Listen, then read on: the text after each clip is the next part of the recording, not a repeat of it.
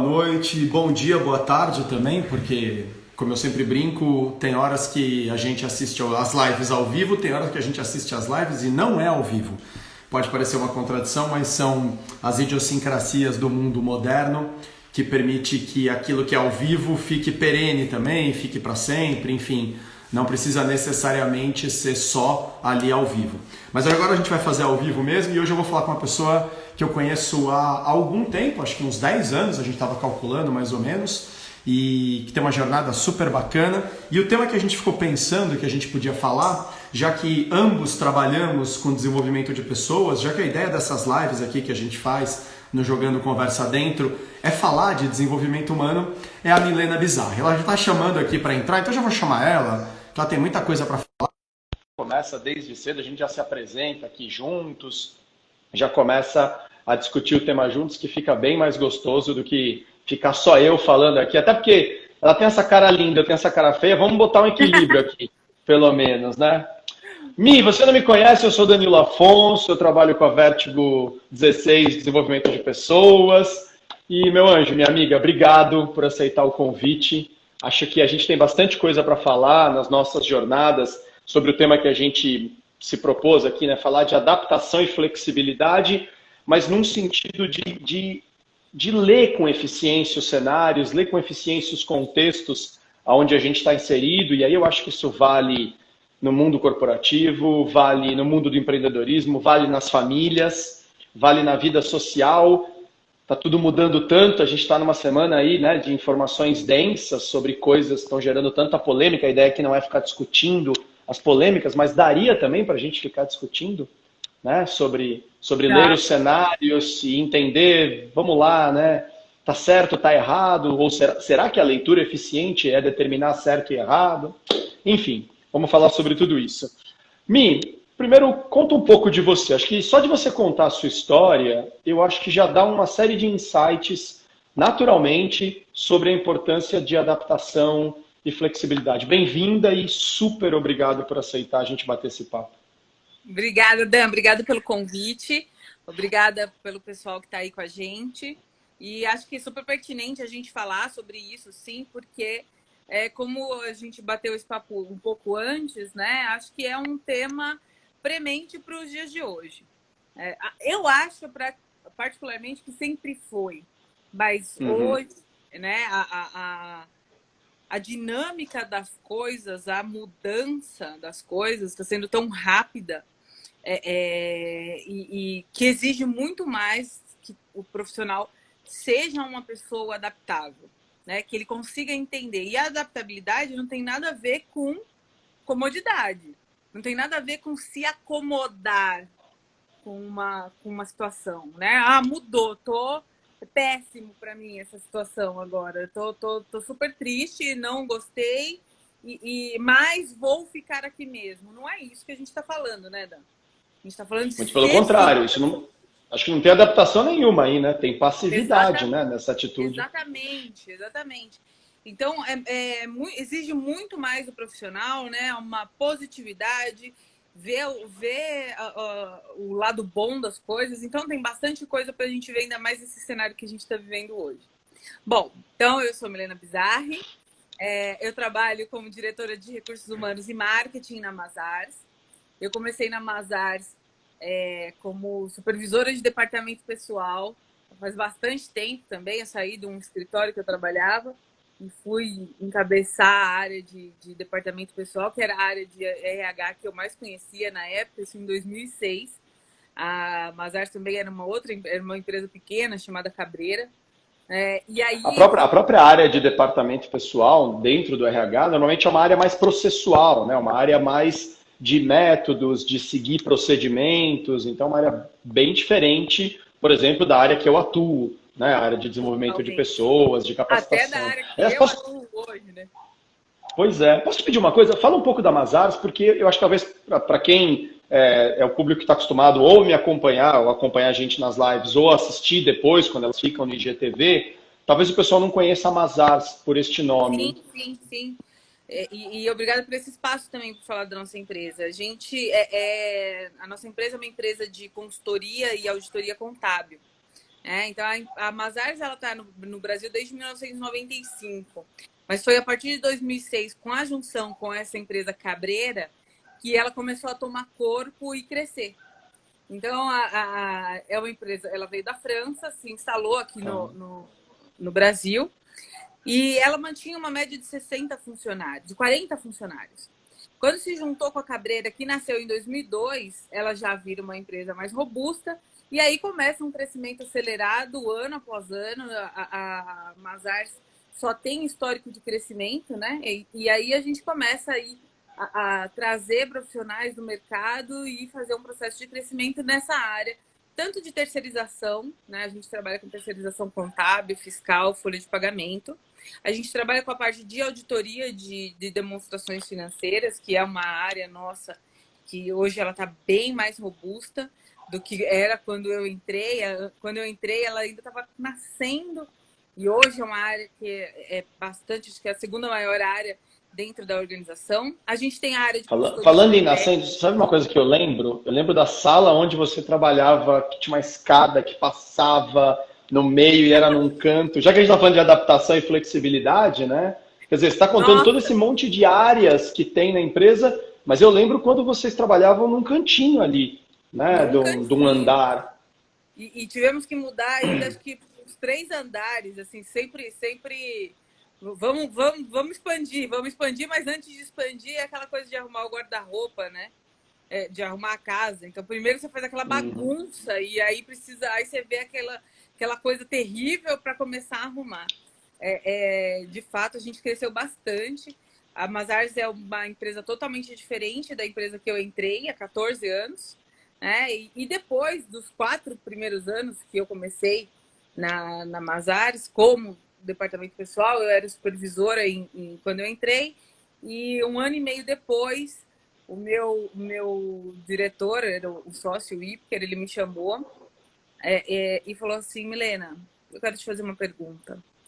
Você se sente preparada para ser a gerente do departamento? E eu lembro que quando eu vim para ser supervisora, tinha um processo sendo feito super complexo, tinha professores concorrendo, tinha um professor da área concorrendo comigo, pessoas muito mais experientes. Eu tinha 24 anos na época. E eles falavam muito para mim desse processo seletivo, porque eles me disseram que me contrataram pelo brilho no olhar que eu tinha de fazer as coisas acontecerem, porque era um desafio muito grande mesmo, a integração que tinha que ser feita na época dos sistemas, né? Então era uma questão de integração de Cabreira e sistemas. Mazars. Exato. E aí tinha pessoas que talvez tinham mais experiência de vida, mas eles escolheram a mim por essa positividade, né? Essa que eu transmiti para eles no momento dessa contratação. E aí ele me chamou e falou: você está preparada? Você se sente preparada para ser a gerente da área? E aí eu falei para ele: acho que não. Aí ele falou: É para ser honesto? eu falei: eu acho que não. Eu tinha acabado de chegar, tinha feito várias coisas, mas eu me via ainda bastante novinha, né? Tinha 25, 26 anos. Olhava os meus colegas bem mais velhos que eu, todos homens, inclusive. Naquela época não era uma discussão tão grande como é hoje, mas eu tinha uma diretora negra lá na Mazars e o restante todos eram homens. E aí, na hora assim que ele perguntou, eu falei: acho que não. Aí ele falou para mim: acho que sim. Eu falei: você acha que sim? Sim, acho que sim, acho que você está preparada. Eu falei: tá bom, então o que você vai esperar de mim? Ele falou assim: não, você vai ver, você vai ver tudo que a gente vai te propor, e você vai ter que responder, porque a partir do momento eu vou começar a te exigir mais. E aí foi, né, uma mudança gigantesca. Acho que todo mundo almeja as promoções, e quando ela chega, a primeira coisa que acontece é a gente ficar sentindo como se está andando num chão ensaboado, né? Eu falava assim, que isso sempre... Boa metáfora.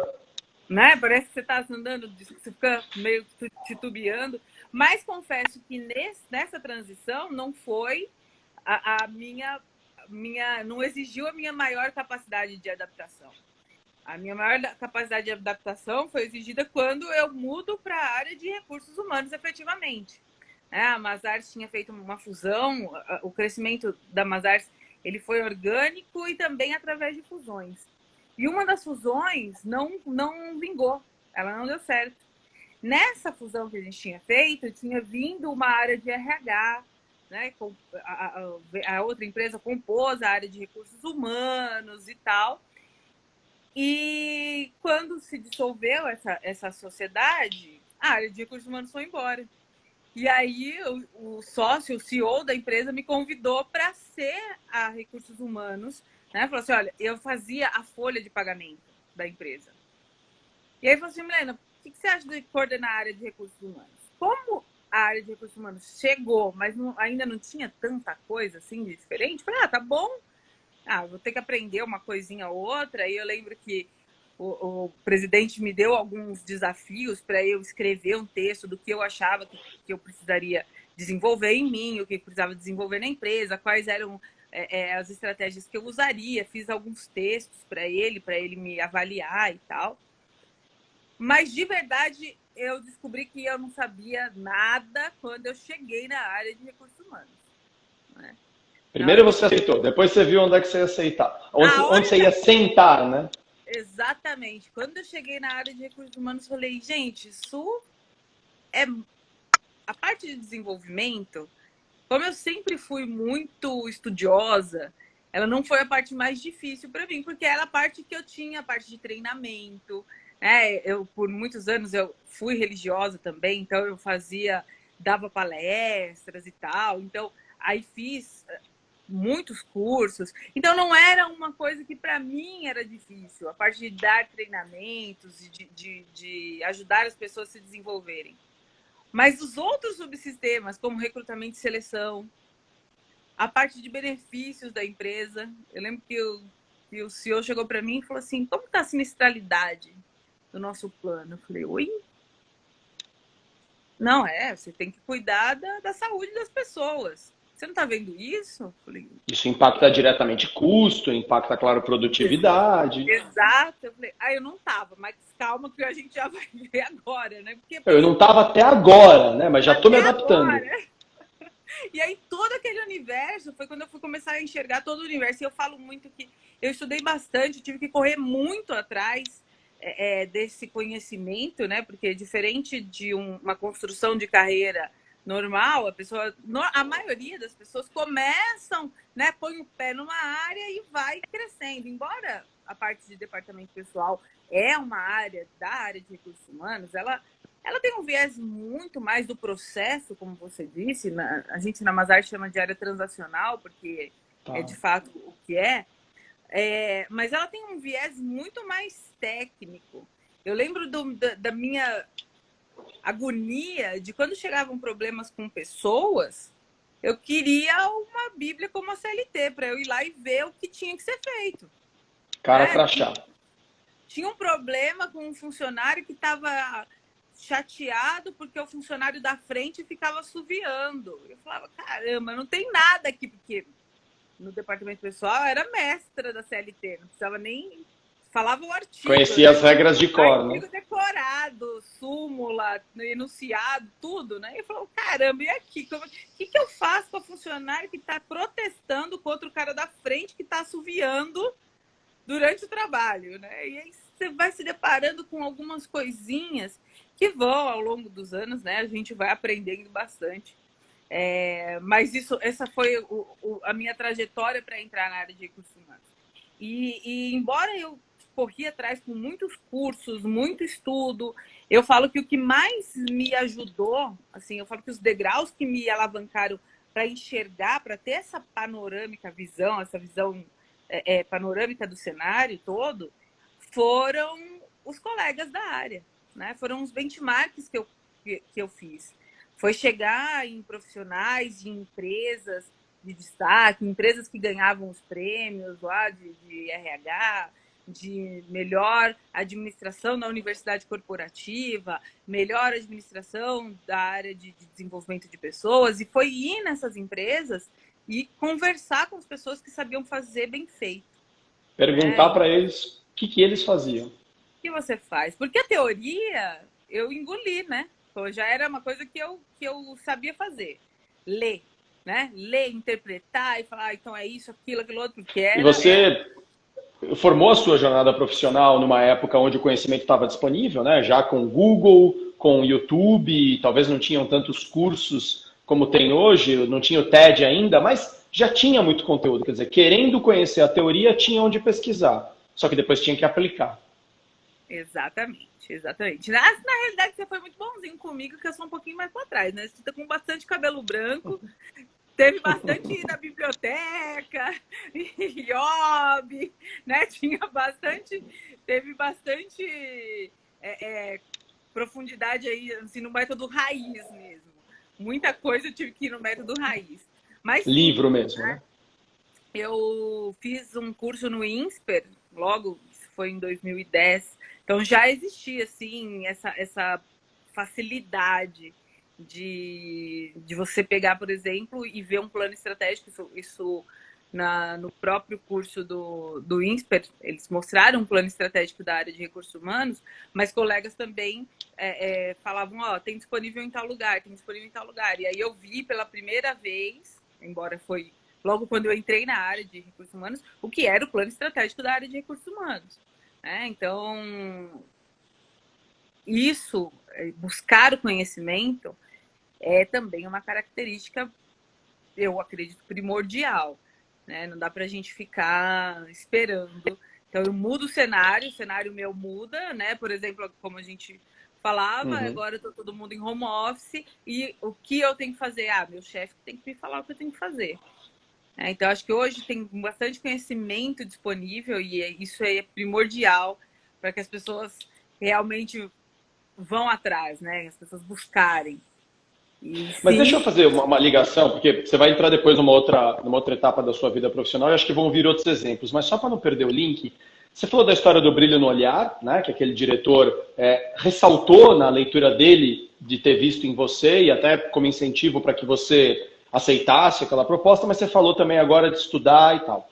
Acho que tem dois elementos aqui fundamentais, um até um pouco batido, que é a história da atitude. A gente pode resgatar até a sigla do CHA, né, CHA, para falar do desenvolvimento de uma competência, até porque eu venho aí numa toada de resgatar o simples. Simples não é algo simplista, não é algo mal feito, não é algo, né, jogado. Simples não adianta você querer pôr a placa de captação de energia solar mais moderna do mundo se a casa cair, se o pilar de sustentação estiver mal feito. E eu estou vendo algumas organizações instalando placas solares de última geração e depois a casa está caindo porque não fizeram direito, né, o solo, a base da casa. Estou vendo muita gente se deslumbrando com essa coisa da novidade da tecnologia, que é inevitável, que precisa ser absorvido, mas cheio de líderes ainda xingando pessoas, ainda assediando pessoas.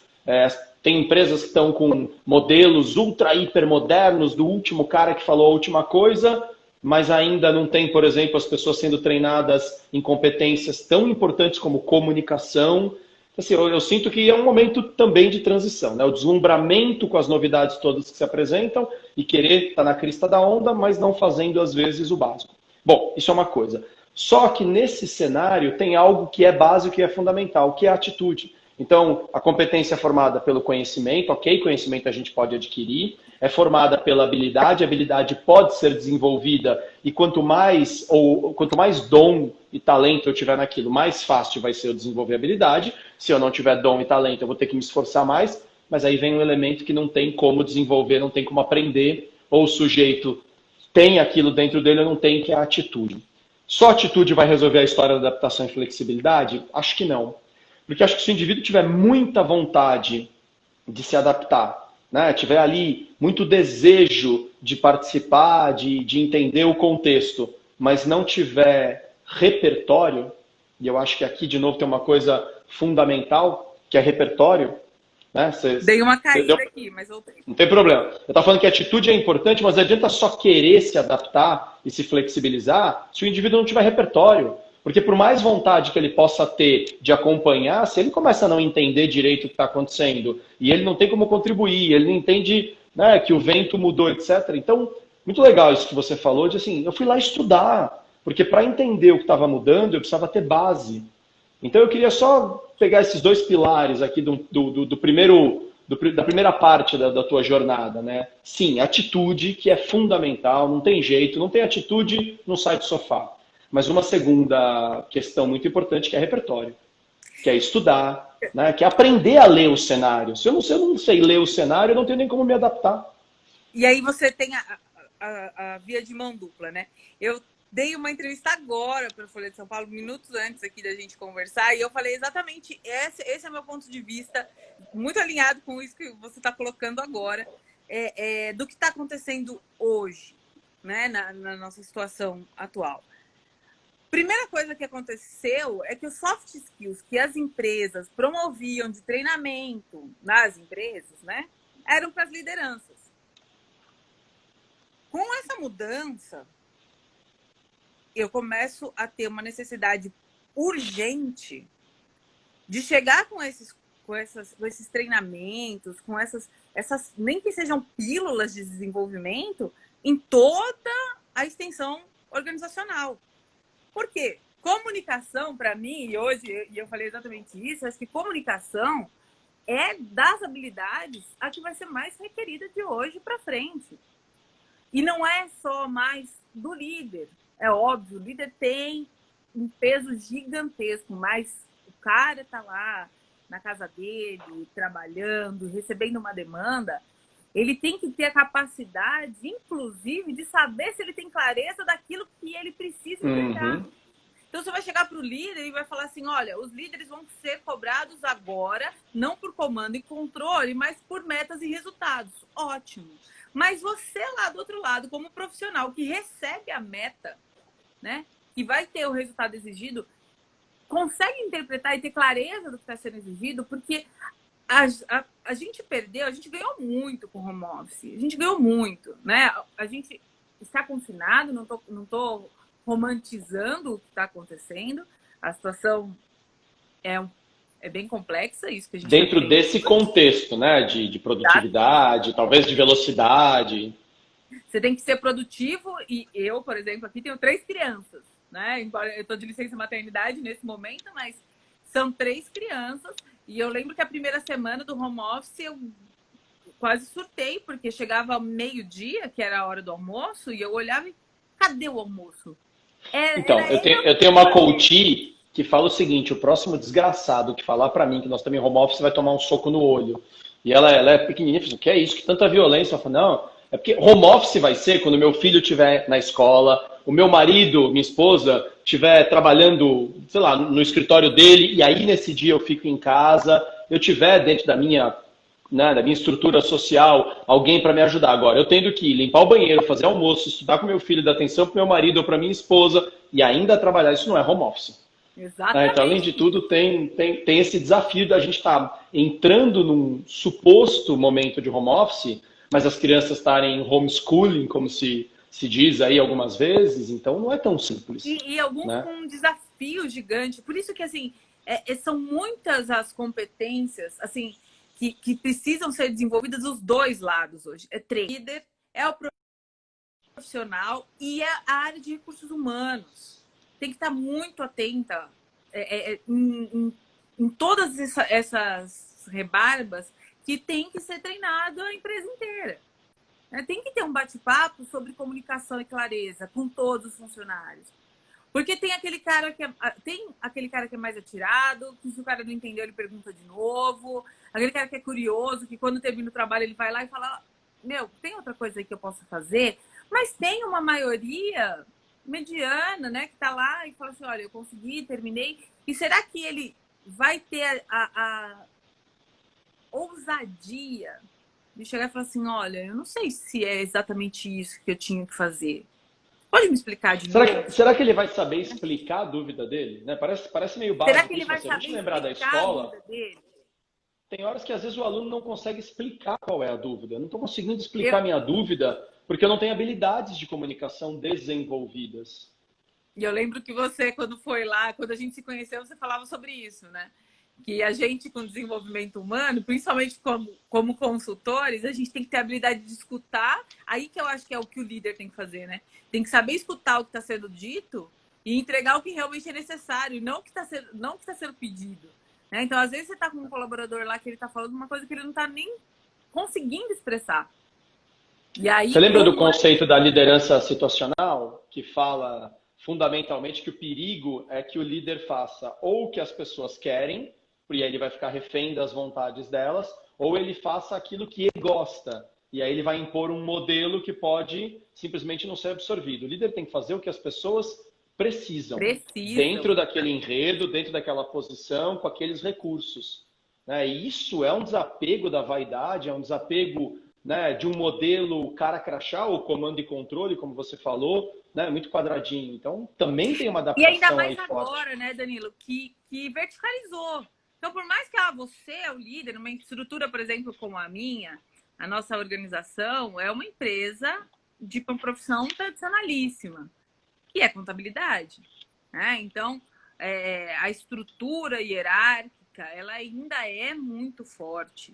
Né? Por mais uma empresa que é mais jovem como a nossa, que tem pessoas mais jovens, é uma estrutura de trainee, o assistente 2, o 3, aí ele vira o júnior 1, o pleno, e vai subindo. E a ideia é que ele chegue lá na sociedade. Né? Então, é uma estrutura bem vertical. E quando a gente veio para essa realidade que a gente está vivendo hoje, ela visualmente verticalizou tudo. Então, ficou meio que todo mundo no mesmo páreo. O funcionário que talvez não tenha o conhecimento técnico, não é nem o conhecimento técnico, porque hoje, de novo, ele é muito mais... Ele está disponível, né?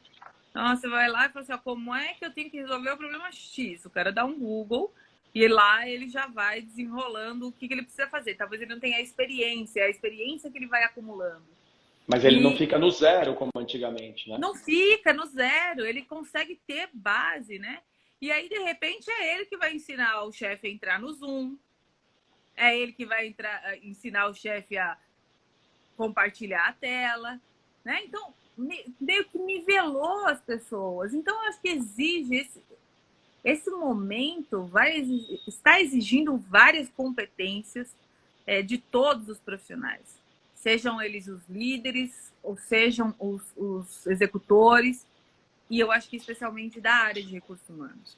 A área de recursos humanos, eu participo de alguns grupos e você vê que... Eu acho que tem muita gente fazendo muita coisa boa. Tem muita gente que está entendendo esse momento e provendo, inclusive, esse suporte, né, para as pessoas. Seja em treinamento, seja suporte psicológico, que esse momento está precisando disponibilizar para todo mundo. A gente até criou o termo, na verdade o termo já existe, mas a gente se apropriou dele, ajustou o termo para life coaching, mas para não cair na banalização, a ideia não é fazer um life coaching solto, é para poder dar um apoio, muitas vezes psicológico, dentro do ambiente organizacional, porque o indivíduo está surtando porque mudou tudo de repente e ninguém deu algum tipo de recurso para que ele, com este repertório, pudesse ter a atitude de se adaptar. Só disseram para ele, se adapte. E aí, de novo, como eu vou me adaptar se eu não tenho repertório? Eu até posso ter atitude, eu até quero me adaptar, mas eu não sei nem qual é o conteúdo, não sei ler o cenário. De novo, não é porque não tem informação. Eu posso ir lá no Google, sim, pesquisar, mas, por outro lado, o Google também é uma infinidade de coisas. Tem um músico uruguaio que eu gosto muito, o Jorge Drexler, ele tem uma música chamada Data Data, Dados Dados. Até cito essa música no livro que eu lancei, Os Arqueólogos do Futuro. E o refrão diz, data, data, data, data, data, enfim, dados, dados, dados, como se bebe de uma catarata. Como é que eu bebo de uma cachoeira? Eu não bebo de uma cachoeira. Então tá bom, se vira, vai lá, pesquisa no Google. Legal, eu dou um Google, vem 120 mil páginas para pesquisar. Por onde eu começo? Agora, se eu tenho um líder comprometido que me diz, vamos lá, faz o seguinte, ó, vai por aqui. O caminho começa por aqui. Né? Eu vou te dar um repertório inicial e você avança a partir disso. Opa, já mudou. E qual é o grande papel de um líder hoje em dia, se não ser um farol para as pessoas? Quando elas estão muito distantes, eu giro dizendo, ó, o caminho é por aqui. E quando você chega perto, eu diminuo talvez a luminosidade, aponto e digo, ó, agora vai por ali. Né? Ser uma referência, ser um farol. Então, de novo, a leitura de cenários pede repertório. Né? Esse repertório, às vezes, pode ser iniciado pela generosidade, pela atenção, pela capacidade de um líder realmente ser uma referência para a equipe. Outra coisa que eu acho que a pandemia e a quarentena, consequentemente, está também filtrando a diferença entre chefes e líderes, né? Está dizendo claramente, vai continuar na posturinha de chefinho, então, infelizmente, você vai ficar para trás. Vai querer, ou quer pelo menos, avançar para a postura de líder, de referencial, de desenvolvimento de pessoas, de entender do negócio, mas como ser um facilitador para que as pessoas produzam dentro do negócio? Maravilha, vem para o time dos líderes. Aquilo que a gente às vezes também discursava muito, né? Exatamente por essa verticalização, eu vejo, né? Ela colocou todo mundo. Eu lembro quando eu era supervisora, aconteceu um. Eu gosto muito de. Eu sou meio visual, assim, negócio de ver as coisas. E aí me colocaram. Eu fiz uma mudança das mesas e de repente eu não tinha visão do meu time. Eu falei assim, mas como que eu tenho supervisão se eu não estou vendo? Né? Desmudei. Falei, não, tem que voltar. Isso foi a pedido de uma profissional, inclusive. Né? Ela queria ficar ali por causa do ar-condicionado e tal, não sei o quê. Eu falei, não, pode ficar aqui no meu lugar. Depois eu falei, não dá, porque eu tenho que ter a supervisão. E você tinha os modelos, inclusive, que como que era essa supervisão? Era o chefe sentava lá atrás, todo mundo sentava na frente com o computador de modo que o chefe pudesse ver. Isso não é uma coisa que eu estou falando de antigamente. Mas é um modelo que reproduz a sala de aula, hein? Exatamente. O mestre que sabe tudo e os alunos não sabem nada, e que ele vai ensinar e depois ele vai avaliar para ver se vocês aprenderam. E se não aprender, vai ser punido. É o mestre, né? Que ele é o mestre. Mas é uma coisa, Danilo, que não é de antigamente. Existem empresas onde a mentalidade ainda é essa. E aí a gente, de repente, vai para um ambiente vertical, onde, ok, eu vi isso acontecer, né? Você vai lá passar o job para o profissional, mas você não consegue fazer um share da sua tela, você não consegue compartilhar a tela. E aí, de repente, esse cara está ensinando para você. Né? Muda a posição, e aí você vê lá aquele líder que é o detentor do conhecimento, que é o mestre, né? De repente ele precisa de ajuda. Eu acho que isso quebrou tantos paradigmas, né? E eu vejo muito pelo presidente da Mazars, assim, sabe? Uma coisa que eu acho que é muito necessária, e ele foi exemplo, assim, ele é um exemplo para todo, é a humildade. E ele é um cara bem acadêmico, né? Se eu não estiver falando bobagem aqui, me corrija se eu estiver falando, mas ele tem uma paixão pela academia, né? Pelo conhecimento. Muito! Mas mesmo assim está tendo que aprender tudo de novo. É um mundo onde ele não transitava. E eu ouvi algumas coisas, por exemplo, ainda que você vai. Eu vou falar das escolas, inclusive, né? Eu vejo meu filho fazendo a aula online, a professora tenta reproduzir exatamente o que acontecia na escola.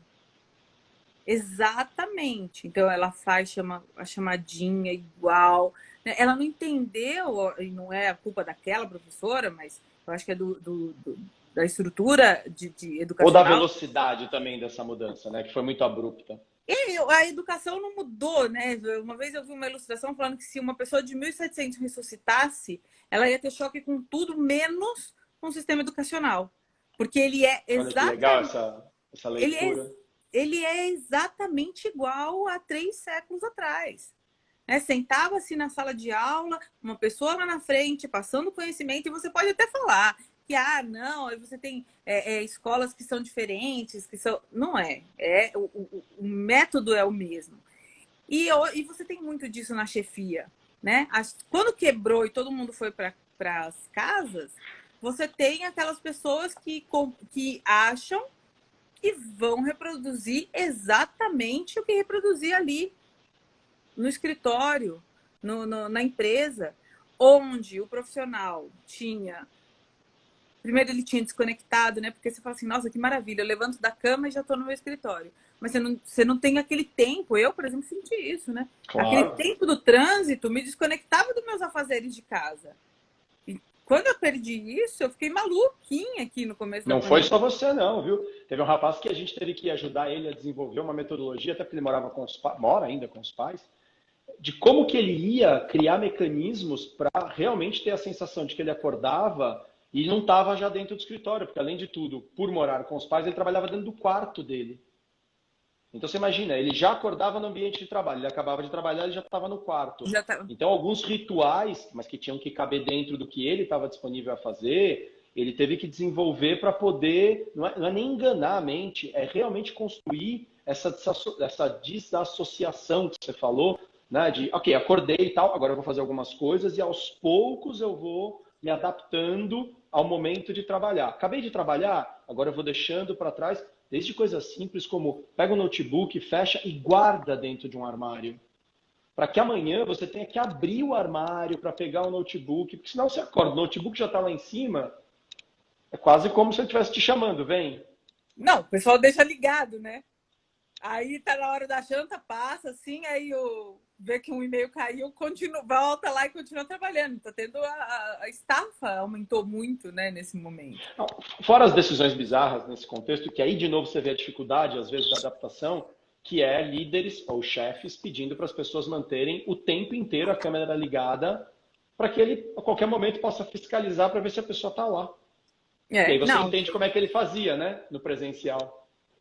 tem sistemas, e aí eu conheço uma empresa que contratou um sistema, aliás, só deixou os profissionais irem para home office após a instalação dos sistemas em todos os computadores. Então, deu um tempinho ainda entre o decreto da quarentena e efetivamente ir para home office, mas só depois que instalasse esse programinha que ia monitorando o tempo que a pessoa está ativa no computador. Então, eu estou vendo lá que o computador dela está ativo. É óbvio, isso também é uma medida, né? Você está vendo, ok. A gente sabe que não é todo mundo que tem essa autorresponsabilidade. Eu gosto muito de quando você fala do protagonismo, né? Não é... Infelizmente, isso precisa amadurecer no profissional brasileiro. Uhum. Né? Essa eficiência, esse protagonismo. Por mais que a pessoa... Quando a gente fala protagonismo, não significa que a pessoa precisa ser extrovertida, o centro das atenções. Isso é protagonismo no mundo das artes. Né? Não na vida real, no dia a dia. No dia a dia eu me responsabilizo. Eu primeiro tenho consciência de quem eu sou e, portanto, eu assumo que sou eu que faço as escolhas na minha vida, ainda que o contexto muitas vezes não seja favorável. De novo, né? Nem sempre o cenário é o cenário que eu quero, mas muitas vezes é o cenário que está sendo oferecido. E aí eu entendo como eu estou sendo impactado por isso e passo a fazer as minhas escolhas e me responsabilizo pelas consequências dessas escolhas. Né? Porque se eu quiser também estar debaixo do holofote o tempo inteiro, não é possível. A Ari Né? tá Não é falando isso. aqui. Então... Espero que eles consigam controlar as horas. Então tá, e se o meu computador ficar ligado 14 horas por dia, você vai me pagar 6 horas extras? Não é?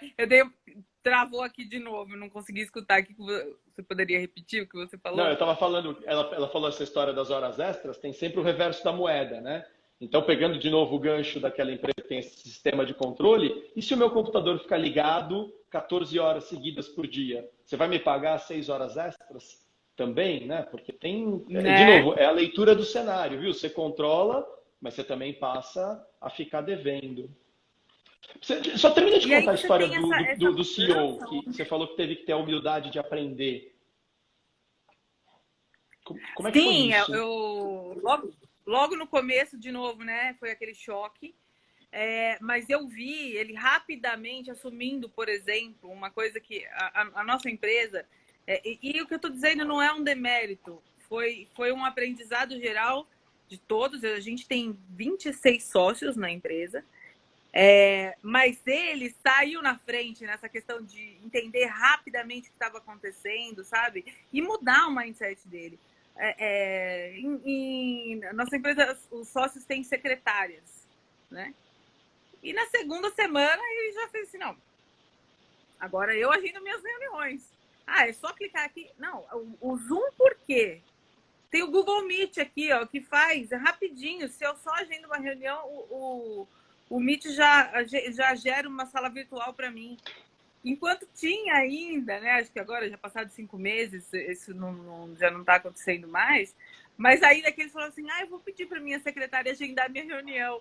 E, sabe, tem que ter essa habilidade, essa rapidez de entender o cenário e falar, opa, peraí, agora E aí não é uma questão do, olha, é tão simples agendar uma reunião. É a questão de você se colocar num outro patamar, né? E aí é onde eu falo da humildade, né? Agora, peraí, não precisa mais isso, né? De você chegar lá e falar, ó, marca você, até porque ela não tá mais na frente dele. Para ele pedir para Tem ela, isso, né? ele precisa fazer o mesmo esforço de ele Vai mesmo ficar resolver o problema. triangulando, né? Pega o telefone, liga, olha, por favor, agenda para mim aí na minha própria página, no sistema de agendamento. Cara, não é uma preguiça, é porque não faz você, é mais veloz, é só porque estamos num outro cenário, né? Exato. Então eu vi muito isso acontecendo, sabe? E aí, quando o líder faz isso, você tem o restante da empresa que ela pode demorar um pouquinho mais só, porque tem que vir junto, né? Então, acho que é muito disso que você está falando da liderança, né? O líder é sempre muito o espelho, a referência, e começa no topo da organização, né? Se você não tiver uma liderança que inspira e leva as pessoas para o caminho nesse momento, que é inclusive do controle emocional neste momento, né? Uma outra competência que você tem que treinar e trabalhar agora dia a dia é o controle emocional, são a inteligência emocional, é fazer o teu diário de emoções, né? É ir lá e se exercitar, é a academia, né? Tem o pessoal fazendo academia dentro de casa, precisa ir lá e anotar seu sentimento, seu pensamento, precisa fazer isso, Até né? porque na hora em que eu anoto, eu transformo em linguagem algo que é absolutamente abstrato, etéreo e fundamentalmente caótico, que é o pensamento e o espectro todo emocional que gravita em torno desse pensamento. O cérebro não diferencia, o cérebro não, mas o pensamento que acontece dentro do cérebro, através do processo sináptico, ele não vai diferenciar passado, presente e futuro, ele não vai diferenciar na prática, no processo dele, realidade de fantasia. Então, quando eu começo a deixar esse espectro escapar pela minha mão e começar a vir para um processo caótico, aquilo vai irradiar por todo o meu corpo, a minha capacidade de raciocínio. Aí eu paro e escrevo no papel aquilo. Eu tenho que botar em linguagem, que é um processo ordenado, linear e, portanto, mais concreto, o que eu estou sentindo, e aquilo começa a ganhar forma. É por isso que quando a gente defende tanto a terapia, e eu brinco que eu sou um defensor da terapia, porque inclusive eu não nasci nesse mercado. Eu nasci no mercado publicitário, comercial, depois migrei para marketing, aí eu fui cair em desenvolvimento humano e aí fui entender o quão fabuloso isso era. Então eu brinco que a própria formação em psicanálise foi uma das últimas formações, das mais parrudas que eu fui Eu fazer. lembro, Por você me quê? Porque chamou para ir fazer junto com você. lembra, assim, foi um divisor de águas, porque eu comecei a olhar e falar, tá faltando alguma coisa aqui nos meus skills, que é entender essa parte mais intangível. Tá, mas por que é tão bom falar? Porque você organiza o caos mental. E ao organizar o caos mental, você começa a perceber aonde você quer colocar cada uma das coisas. Então, quando a gente fala E assim, eu aquilo se torna estou com consciente, né? Você traz para consciência uma coisa isso. inconsciente. Você matou a charada. Eu tô com medo que no futuro eu não tenha emprego. Tá bom, fala isso em voz alta. Mas fala para mim. Porque quando eu falo em voz alta sozinho, eu continuo delirando. Né? Delirando aqui sem conotação de insalubridade mental. Tá, então eu tenho medo que no futuro eu esteja sem emprego. Você tem emprego hoje? Não, hoje eu tenho, mas no futuro eu posso não ter. Verdade. Você tem emprego hoje? Tenho. Qual é o grande risco de você perder emprego hoje? Ah, a qualquer momento pode me mandar embora. Sim. Você recebeu alguma mensagem convocando você para uma conversa? Não, ainda não. Então tá. Hoje você tem emprego? Tem. Então tá bom. Aí você começa a ancorar na consciência. De onde vem esse medo? E aí você vai buscar o elemento que pode estar disparando esse medo e que muitas vezes é um elemento mal resolvido, não tem nada a ver com a realidade. A leitura do cenário está mal feita. E a leitura do cenário precisa ser bem feita para eu poder me adaptar. Tem uma frase, eu estou lendo um livro que já faz um tempão que eu estou lendo nele, o título é sensacional, chama-se Creio num Deus que Sabe Dançar, Inteligência Espiritual para o Seu Dia a Dia. Um livro bem gostoso, assim, tem vários pontos, né, se conectando, mas tem uma frase aqui no início de um capítulo de autor anônimo que diz assim: o pessimista queixa-se da ventania, o otimista espera que ela termine e o realista ajusta as velas. A grande questão aqui é que, mais do que ser realista de ver que tem uma tempestade e tem que ajustar as velas, eu preciso saber para onde está ventando. Eu preciso saber se é uma ventania que precisa recolher as velas completamente ou só precisa diminuir a área de contato. Então, de novo, eu preciso ter repertório, mas eu preciso saber ler esse cenário. Porque E de senão novo, eu fico só naquela. e assim, quando o vento tá forte, você consegue interpretar, né? Até porque eu velejo, e você sabe que isso é um detalhe que é uma metáfora importante. Porque quando. Aliás, assim, eu lembro quando eu participei de uma competição e ali eu vi tanto do mundo corporativo, sabe? Eu fazia tantas reflexões com o nosso dia a dia e eu ajustar as velas e reconhecer da onde vem o vento, como você disse, ele é fácil quando o vento é forte. Agora, Ah, bom ponto. quando as velas estão. Quando é mais fraco, é bastante complicado, sabe? E aí essa questão do repertório, e aí saber interpretar, e aí tem que ir para as bases. Não adianta, né, a gente achar olha, vai cair na minha cabeça aqui um raio e eu vou ser uma pessoa bem-sucedida. Tem que fazer o beabá, tem que estudar, tem que ler, tem que ter uma liderança que pega na mão e ensina. Lembro também muita coisa que a gente fazia. Quando eu falo muito que uma coisa o que me alavancou foram as pessoas que me ajudaram, né? Que cruzaram o meu caminho. Você foi uma delas. E uma outra pessoa que me alavancou muito foi um funcionário que eu contratei. Que bênção. Eu contratei um analista de RH, anos de experiência, trabalhou na Varig. E eu falo que esse cara foi a minha escadinha. Ele dava as costas assim, falava assim, Milena, sobe aqui para você enxergar lá em cima, sabe? E ele fazia uma coisa que eu aprendi muito, ele achava muito bonito isso, que era ele pegava o time, assim, ele era muito controlado financeiramente, e ele pegava o time e falava assim, olha, esse mês eu reservei um dinheiro para levar vocês no Mercadão Municipal. Até porque a gente tinha, o time era pequeno, era eu, ele e mais 2 jovens aprendizes. E vocês estão ali pertinho do Mercadão, inclusive, né? Exato, Ali no Vale do a gente tá Anhangabaú. pertinho. E ele é professor também, né? E aí, quando a gente voltava, ele sempre me falava, Milena, o que eu tô fazendo não é pagando um almoço para eles. Eu tô mostrando o que existe. Eu tô mostrando um outro mundo para eles. Eu tô ensinando para eles que existe muito além da tiazinha do macarrão ali, que eles gostam de ir, que é R$ 10, né? Que é super, super baratinho. Então, isso era muito bonito, né? Você vê a pessoa, a preocupação dele, como ele é professor, ele faz isso muito, né? De levar nas bibliotecas, leva. Ele me ensinou isso também, sabe? Alguém escreveu aqui, o João escreveu aqui, saudade japa. Faz sentido para você? Era ele mesmo. Eu lembro dele, eu acho que eu conheci uma vez que eu fui lá. Você conheceu? Foi quando a gente se conheceu. Né? Exatamente. Esse cara me ajudou muito na imersão na área de recursos humanos. Foi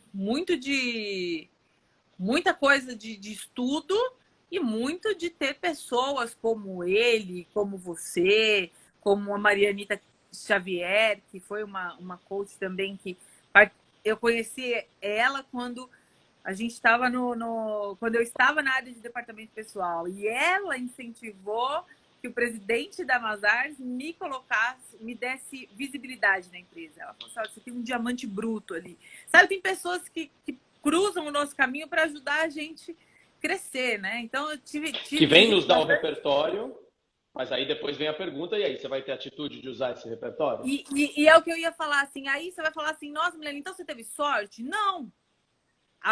As pessoas que passaram no meu caminho e me ajudaram foram pessoas que também viram em mim essa atitude, que viram que eu era uma pessoa que ia corresponder. E é óbvio, depois que a gente chegou e falou assim, olha, vamos investir nessa menina, eu não fiquei parada. E eu acho que isso é muito importante. Hoje eu vejo, como a gente tem programas de trainee, né? E aí você conversa com esses jovens e fala qual é a tua expectativa. Eu acho que está mudando um pouco também, né? Vou falar isso, mas acho que está mudando. Esse cenário está mudando. Mas fácil de dizer que 2 anos atrás ainda você escutava muito assim, eu espero que a empresa me dê isso, ou eu espero crescer por aquilo. Hoje você vê mais um pouco as pessoas querendo realizar. E isso é importante. Para você realizar, você vai precisar ir atrás, né? Você vai precisar ir para as fontes, ir para a base, se alimentar. Eu sempre costumo usar isso. Vamos falar assim, você precisa engordar em conhecimento. Né? E para a gente engordar em conhecimento é o estudo, é esse protagonismo, essa atitude. E aí sim, aí a sorte vem junto, né? Não tem os atletas que falam assim, eu tive sorte, sim, eu treinava 60, o Oscar Schmidt fala, né? Que ele fazia, enquanto ele não fizesse 66 cestas, acho que era isso. Ele não, Negócio assim, ele não dormia parava. com a bola, ele conta, né, que ele dormia com a bola, abraçado nela, deu sorte. Exatamente. Aliás, Então, na assim, palestra isso dele, é a sorte. ele fala uma coisa engraçada, que a primeira vez que deram o apelido dele de Mão Santa, né, ele brinca, tá? Ele fala assim, Mão Santa é a puta que pariu, isso aqui chama mão treinada. Claro, Todo né? mundo ia embora e ficava ele e a esposa. Ele falou que a esposa era grande incentivadora. A esposa jogava a bola para ele treinar. A esposa jogava a bola e ele ficava ali mais 1 hora depois do treino. Ele falou, Mão Santa? Fica, né? Dias e dias e dias que nem eu treinando, que a sua mão fica santa também. Claro, não estamos aqui desprezando o talento, a habilidade, a naturalidade. Mas, de novo, tem pessoas que são super talentosas num monte de coisa, mas estão com preguiça, estão cansadas, é muito difícil, meu chefe não me dá espaço, a empresa não olha para mim e fala, amigão, leva o teu talento para outro lugar. Ah, mas é complicado, aí tem que procurar emprego. E aí Então a tá pessoa bom. confunde essa questão da adaptabilidade. É isso que eu acho importante. Acho que o nosso tempo está quase chegando, né? Então, mas Mas temos isso que eu mais acho, uns 7 minutos. isso que eu acho importante, assim, a adaptabilidade não é a pessoa continuar, né? Falar assim, olha, mas eu me adaptei. Você era aquela situação era ruim, mas eu consegui me adaptar. Não é isso, né? Se adaptar é você tirar o lado bom, enxergar com positividade e alavancar. Enquanto você não conseguir alavancar as coisas, se você não estiver se alavancando o tempo todo, você não está tendo adaptabilidade, você está sendo conformado, né? Você está se conformando com aquela situação, comodidade, exatamente. Você está se Adaptabilidade é a acomodando. desculpa para comodidade. Eu lembro uma vez, eu conversava com um sócio da Mazars, que às vezes dá aquele comichão assim, né? Que você fala assim, caramba, já estou fazendo 10 anos aqui nessa empresa, será que não está na hora de eu ir embora, né? E esse sócio, um sócio que eu gosto muito de trabalhar com ele faz muitas reflexões. Ele falou assim, Milena, você precisa trocar de emprego quando você não está nem aprendendo mais nada novo, nem realizando mais nada novo, né? E isso fica para mim sempre para tudo, né? Porque se você realmente não está mais ou aprendendo ou realizando, não tem por que continuar. Né? Quando as águas ficam calmas, o vento não bate. E o vento não bate mais, o barco não sai do Tem um lugar. ditado, eu acho que ele é português, que diz que mar calmo nunca fez bom marinheiro. Nunca fez bom marinheiro, é exatamente isso. A nossa empresa não Não tem dá para a gente marcado. viver sofrendo o tempo todo, né? Isso é desgastante e chega uma hora que o indivíduo não tem saúde, mas também o tempo inteiro tranquilo. Bom, por outro lado, também não tem nada de errado. Se o indivíduo está feliz no ambiente tranquilo, está sossegado e não quer ver a carreira dele se desenvolver, mas ele está performando bem, ele realmente tem uma entrega extraordinária naquilo que ele faz, acho também que nós temos que nos adaptar como organização e como profissionais e parar de achar que todo mundo também tem que ser voraz e tem que crescer. Primeiro, porque não tem espaço para todo mundo. Se todo mundo quiser ser presidente, né, nós vamos ter numa empresa de 1.000 funcionários 999 frustrados. Né? Então, Exato. não é uma questão que não pode querer, mas é que se não quiser, tá tudo bem, contanto que eu esteja performando, contanto que eu continue útil e contanto que no momento em que o cenário muda, eu também tenha essa adaptabilidade saudável e não adaptabilidade acomodada de entender, ok, eu estava feliz fazendo o que eu fazia, não queria crescer e também não deixava de produzir. Só que agora o que significa produtividade mudou. Mudou o Exato. enredo, mudou o sistema, mudou a ferramenta, mudou a expectativa social, o produto, e aí ou me adapto e flexibilizo a minha própria expectativa, ou eu não sobrevivo. Me adaptei a esse novo contexto e estou feliz de novo fazendo aquilo, tudo bem eu continuar mais algum tempo ali. Acho que houve uma época que era muito cruel o contexto de todo mundo tem que querer, o cara que não quer ser promovido, ele não tem ambição. Calma, existem formas diferentes de ambição. Né? Se manter produtivo com constância é uma grande ambição. Quem é casado sabe disso. O É verdade. casamento exige rotina, e uma rotina onde eu tenho que entregar todo dia, né? Mas agora, se todo dia também eu quiser uma pessoa nova na minha vida, não tem casamento. Né? Eu tenho ambição, eu quero, né, cada vez ficar com mais gente. Tudo bem, só não dá para ter uma relação estável. Tá, e para manter uma relação estável? Preciso me reinventar dentro daquela relação. Então, são desafios da adaptabilidade que não é um tema pouco importante. Só um comentário nesse contexto. Uma vez um profissional, eu conversava com ele sobre isso, sobre ambição, e ele... Porque assim, sabe aquela pessoa que você vê que é muito boa, mas a pessoa continua sempre naquela linha? Né? E aí eu vou conversar com ele e falo assim, Milena, o que eu gosto é de atender meu cliente, é de entregar o meu trabalho e ajudar os meus colegas. Se eu for para a próxima cadeira, eu vou perder isso. Então é assim, é isso mesmo. A pessoa precisa se conhecer, né? Outra habilidade que tem que ser trabalhada aí cada vez mais. E aí, mais uma vez, defendendo a terapia, né? Ou qualquer sistema, né, de autoconhecimento. Não tem só a terapia, tem muitos instrumentos legais. Exato. Mas precisa entender, né? Saber o que você quer e se aceitar com aquilo. Tipo, eu sou feliz com isso, eu sou feliz assim. E aí as empresas também, né? Também entenderem. Eu acho que é um círculo, assim, que exige agora um outro olhar para todo mundo, né? A empresa também precisa... A empresa na visão do CEO, a empresa na visão... empresas como a nossa, que tem sócios, ou os diretores, a área de recursos humanos. Hoje precisa realmente todo mundo estar muito atento e rapidamente lendo cenários e mudando. O que eu preciso fazer agora? O que eu preciso fazer agora? Cada um dentro do seu cenário. Né? Mas até para ele se adaptar ao cenário do vento, como você falou, ele precisa saber que barco que ele tem, né? Eu sou super bom de ler o vento. Legal, que barco que você tem? É remo? Ou é um grande iate? Ou é um barco com 10 velas? Não sei. Então que adianta saber ler o vento se você não sabe que equipamento você tem para navegar nesse vento, né? Ouvindo aqui a gente falar, eu marquei duas coisas. Eu acho que tem sim um ambiente externo nesse processo todo de aprender a se adaptar e se flexibilizar, que é olhar, né, para o cenário, entender o que ele está pedindo e começar a mapear isso. Mas tem um ambiente que é interno, né, que é quais são as minhas características, quais são os meus recursos, o quanto eu estou disponível a me responsabilizar por tudo isso que está sendo pedido, e aí o indivíduo vai fazendo as suas escolhas, porque a gente cai de novo na história das escolhas. Eu posso escolher não me adaptar. Eu posso escolher dizer, esse lugar não é para mim, esse contexto não é para mim, eu não quero esta mudança toda. Ótimo, então agora você vai ter que escolher também ir para um outro lugar, né? Porque esse cenário pede algo e você tem todo o direito de dizer não quero. Mas até isso tem consequências, né? Exato. Mi, finaliza aí para a gente poder se despedir do pessoal, já que o nosso tempo aqui é sempre, né, de 1 hora na transmissão. Fecha esse papo aí, o que fica na sua cabeça de mensagem em cima desse bate-papo, que dava para ficar mais umas 19, 20 horas? O que eu diria para todos é aproveitem esse momento, né, para se alimentar, né, para se alimentar, porque hoje tem muita coisa disponível. Eu acho que é um momento nunca vivido antes. As empresas, muitas empresas boas, estão querendo contribuir com a sociedade e você está vendo uma infinidade de alimentos sólidos sendo disponibilizados.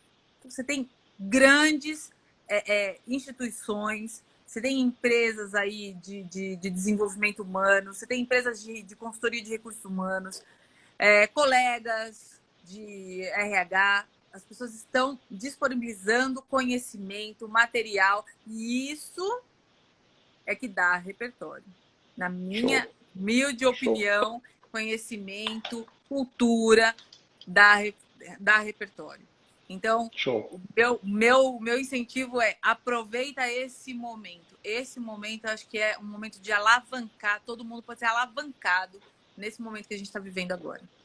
Em 10 segundos para finalizar, eu vou fazer um contraponto. Se esse momento permite que a gente engorde o nosso repertório, eu vou fazer o meu papel aqui, que é, por outro lado, emagreça. Em que sentido? Abra mão das suas crenças limitantes. Conheça o que é crença limitante, abra mão. E o que for valor, preserve. E o que for novidade, e novidade boa, engorde. Acho que pode ser um processo bom para a gente se adaptar.